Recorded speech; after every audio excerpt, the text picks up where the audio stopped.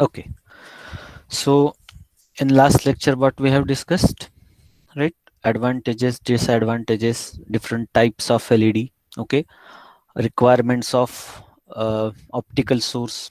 Okay, what are different requirements of a good optical source, right? So that points we have covered in the last lecture. Now in this lecture we are going to study the operating principle of LED.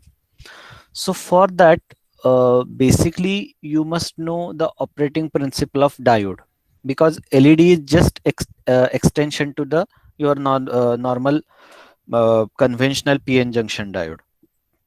Okay, so in case of LED also you have a threshold voltage, right? Just below that threshold voltage, the LED will run into a conduction mode and all that.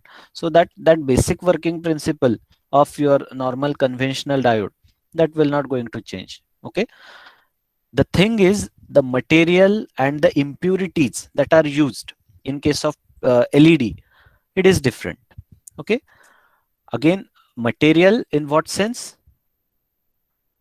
The whatever the impurities, right? Trivalent and pentavalent impurities that you are adding into your pure, that means intrinsic semiconductor, that means pure silicon, right? And after that, the formation of that PN junction get uh, formed, right?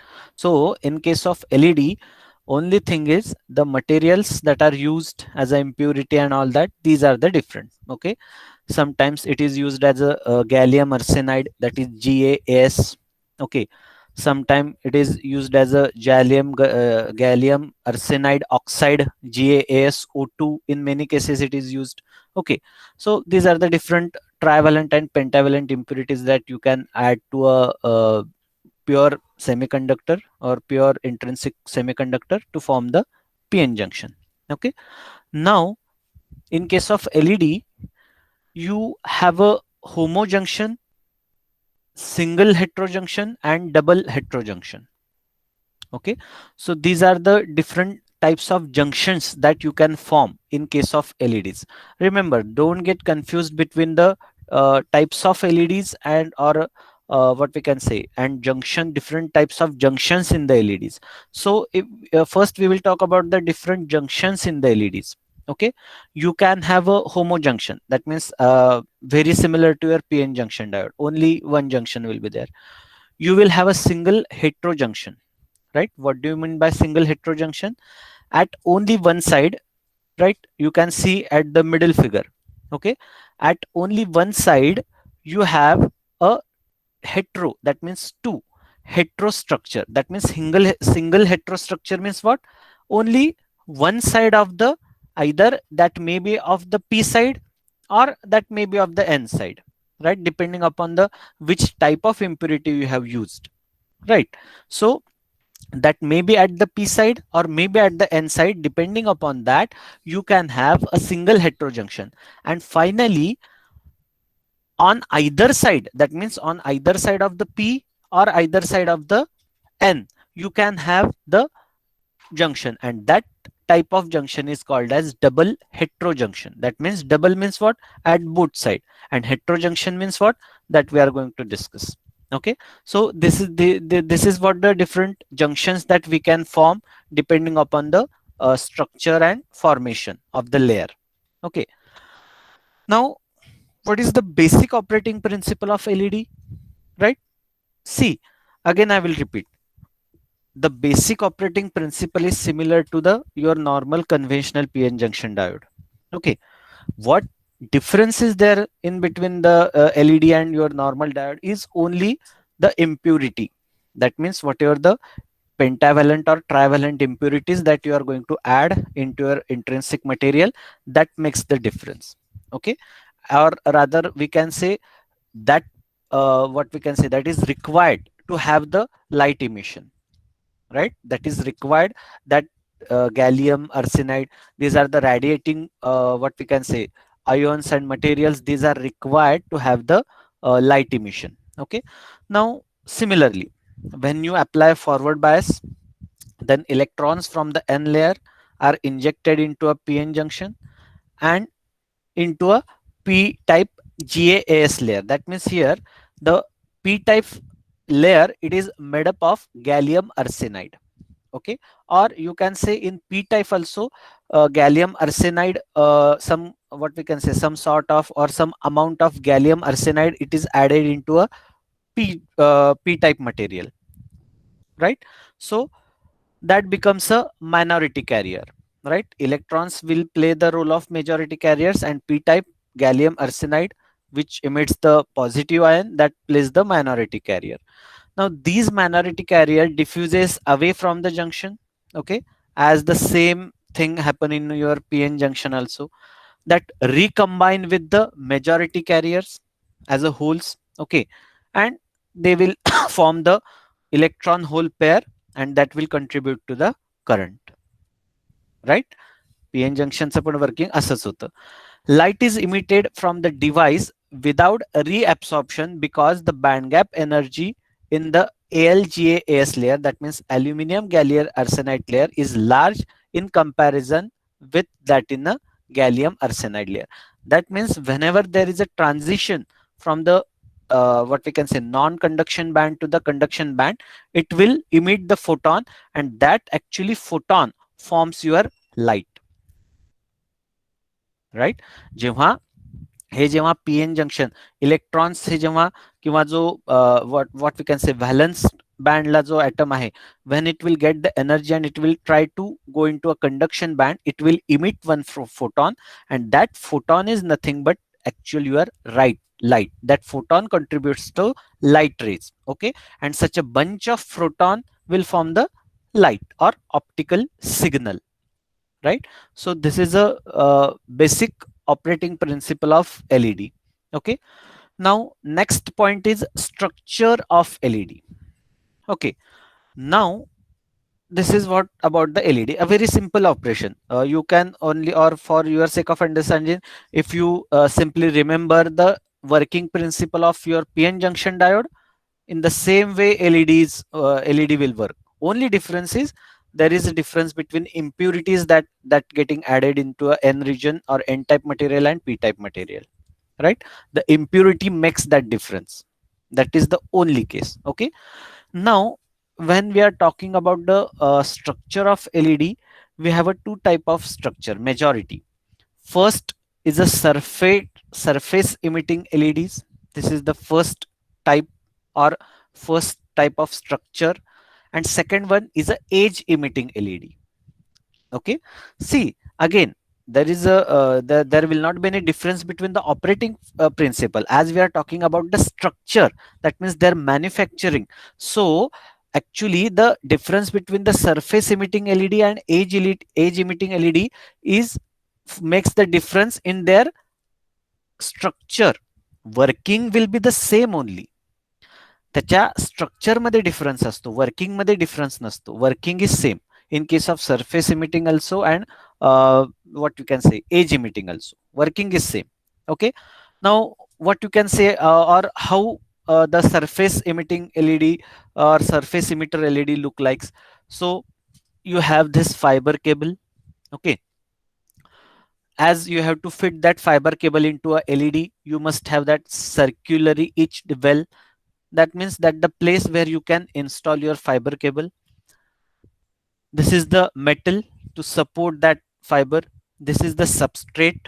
Okay, now after that substrate, you have this double heterojunction layer, and in case of surface emitter or edge emitter, it is always preferred to use the double heterojunction. Okay, the double heterojunction is always preferred. Doesn't matter which structure you are using, you are using a surface emitter or edge emitter, double heterojunction is always preferred. Okay, now after this double heterojunction, you have a SiO2 isolation, then you have a metallization, and at the last, to dissipate the heat into a surrounding, you must have a heat sink, right? Now what is this double heterojunction actually? So this double heterojunction means what? On either side, right, you have a PN junction, and on this side also you have a PN junction, right? On either side you have a PN junction. That two PN junction forms a double heterojunction layer. right? On either side you have a p type pn junction, on either on the other side also you have a p and n junctions. So that forms the double junction, right? One of the one sided pn junction and one junction from the other sided pn junction, so that forms the double heterojunction. Okay, this is what the meaning of this double heterojunction. So this is what the very simple construction of this surface emitter led. And why it is known as surface emitter led? Because the light or the photons, right, when this what we can say, the electron hole pair is or that process of electron hole pair is forming, so basically one will gain the energy and will go to the conduction band, right? So while going to the conduction band it will emit one photon, so that particular photon will get emits from the surface of this diode, right. त्याचं construction असं केलेलं असतं की त्याच्या surface पासून तो electron या fibre optics मध्ये प्रपोगेट होतो. And that's why this structured or this type of LED is known as surface emitter LED, right? Based on this structure. त्याच्या स्ट्रक्चर वरून हे त्याला नाव देण्यात आलेले surface emitter LED, right? And this is what the structure of the surface emitter LED, right? Now this what are the different features of this surface emitter LED? So this kind of structures provides a low thermal impedance in the active region. This is the first feature, or you can say advantage. The internal absorption in this device is very low, right? Due to the band gap confining layers, there are some isolation layers are present, so the internal absorption losses are minimum in this type of LED, that is surface emitter LED. Then you can say surface emitter LEDs can transmit the data rate less than 20 megahertz. Okay, that means its bandwidth, or you can say the data rate is about, or it is less than 20 megahertz. Okay, or you can say it's a bandwidth of that particular surface emitter LED is less than 20 megahertz, and it contains the short optical link with large Na. Okay, so the where you require a large Na, what do you mean by Na? Numerical aperture. So where you require a large Na, okay, with short optical link, so this will be the best choice of a optical source, that is surface emitter LED. Okay, because it contains a short optical link with large numerical aperture, because the photons are getting emitted or propagated into fiber through the surface, right? And that's why this require or this provides or offers large numerical aperture. Okay, so these are the some of the features, or you can say advantages of this surface emitter LEDs. Okay, now we are going to talk about the next type, that is the edge emitter LED. Okay, now by after comparison you can get the idea that there is a difference between, or there is a constructional difference between the surface emitter and edge emitter LED, right? In case of surface emitter LED, the fiber is connected to the exactly the top surface of that LED, and from that top surface the photons are getting propagated, or the light is getting propagated into fiber. But unlike the surface emitter LED, this edge emitter LED provides, okay, the name indicates edge emitter. That means what? Where the emissions happens at the edge. Now in this case, it will not happen at the top of the layer or at the surface of that structure. Right. Surface emitter LED मध्ये काय होतंय, ते जे emission आहे किंवा photon emission आहे ते त्याच्या सरफेसवर होतोय, at the top of the surface. इथे कुठे होतंय?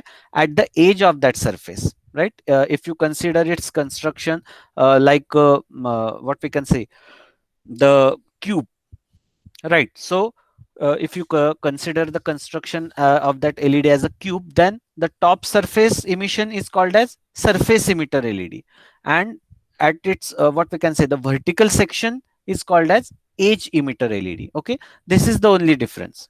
This is the only difference. And of course, this what we can say, the constructional difference offers some features, right? This edge emitter LEDs offer some features as compared to the surface emitter LED, right? So there is a difference between this edge emitter LED and surface emitter LED. So this surface sorry, edge emitter LED, so this is the structure. Okay, this point we will discuss into the next lecture. Okay, its features and its constructional details, all that, right? Along with the comparison between the surface emitter and edge emitter. Okay, so this part we are going to continue in the next lecture. For today we will stop here. If you have any query or doubt, you can ask me.